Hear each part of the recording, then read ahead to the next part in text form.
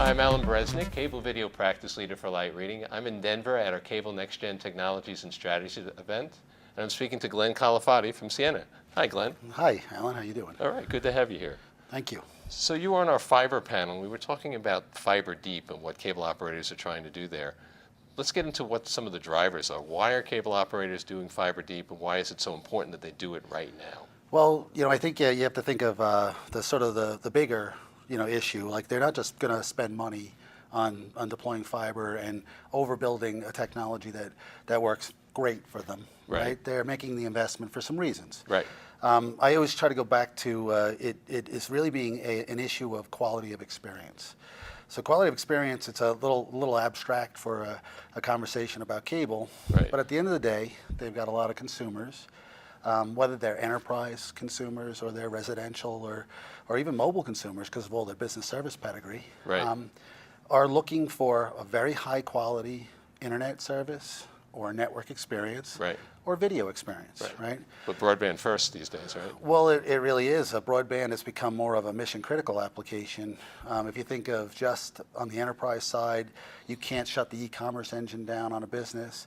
And even in our own daily lives, we rely on the internet for so many more things than you might have imagined a decade ago. So cable's really got to step up the game in that space. Okay. Do you see cables starting to do that now?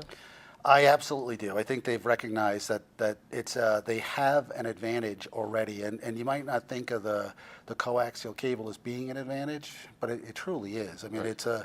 it's such a broadband medium, and it does already deliver an incredible amount of bandwidth. Mm-hmm.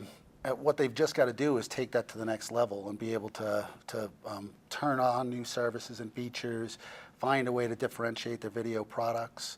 And by pushing fiber deeper and leveraging the capabilities of Ethernet or almost like data center technologies, right. They can actually make their the velocity to market with new capabilities and higher speeds even better. And so it's just a natural improvement of what they're doing today. Right.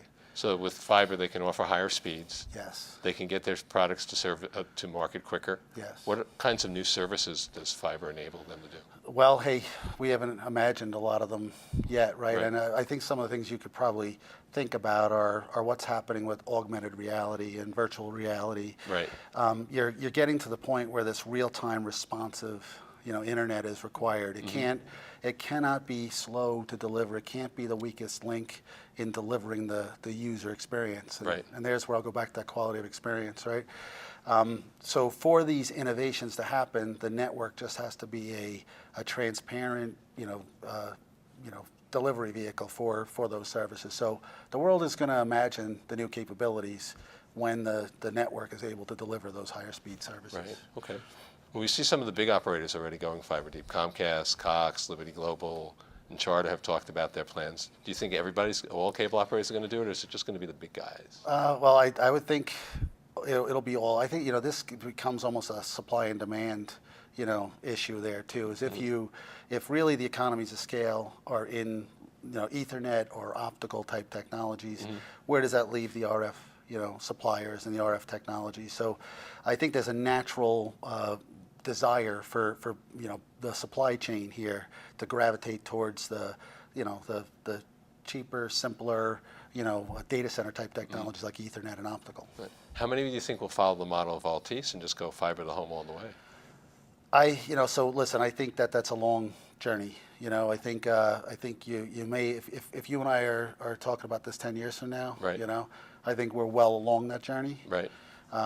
But honestly, they're tooled so well for the coaxial operation that I honestly can't see them gutting the houses and gutting the plant, and it just practically, the amount of money you have to put in for the amount of return you're going to get out of those services. I just see it being it's a place to go in a greenfield environment, but I don't imagine that you see people ripping the Band-Aid off and saying I'm going the whole way, at least for the next few years. We'll check back in a little time and see where we stand. Okay. Well, it gives us plenty of reason to hold this conference for the next 10 years. So excellent. Happy Thanks. to do it. Thanks a lot, Glenn.